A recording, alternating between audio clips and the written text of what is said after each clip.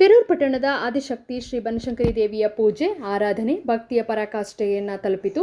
ತರಾವರಿ ವ್ಯಾಪಾರಿ ಅಂಗಡಿಗಳು, ಸಾಮಾಜಿಕ ನಾಟಕಗಳು, ಮನರಂಜನೆ ಇಂದು ಜನವರಿ 12, 2026ಕ್ಕೆ ಕೊನೆಗೊಂಡಿತು. ಎಲ್ಲ ಭಕ್ತಾದಿಗಳು ಜಾತ್ರೆಯನ್ನ ಬೀಳ್ಕೊಟ್ಟು ಮುಂದಿನ ವರ್ಷ ಮರಳಿ ಜಾತ್ರೆ ಬರುವವರೆಗೆ ನೆನಪುಗಳನ್ನು ಮನದಲ್ಲಿ ಶಾಶ್ವತವಾಗಿ ಅಮರವಾಗಿ ಇರುತ್ತವೆ.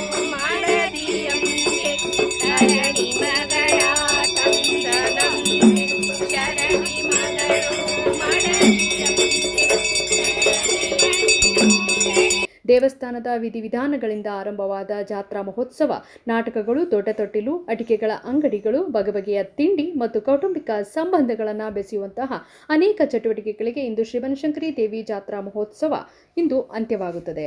ಪ್ರತಿಯೊಂದು ಜಾತ್ರೆಯು ತನ್ನದೇ ಆದ ವೈಶಿಷ್ಟ್ಯವನ್ನು ಹೊಂದಿರುತ್ತದೆ. ಕೆರೂರು ಪಟ್ಟಣದ ಶ್ರೀ ಬನಶಂಕರಿ ದೇವಿಯ ಜಾತ್ರೆ ಎಲ್ಲರನ್ನ ಸಂತೋಷಪಡಿಸುವ ಮತ್ತು ಆತ್ಮೀಯ ಬಾಂಧವ್ಯಗಳನ್ನು ಬೆಸೆಯುವ ಒಂದು ಹಬ್ಬಕ್ಕೆ ಸಾಕ್ಷಿಯಾಯಿತು.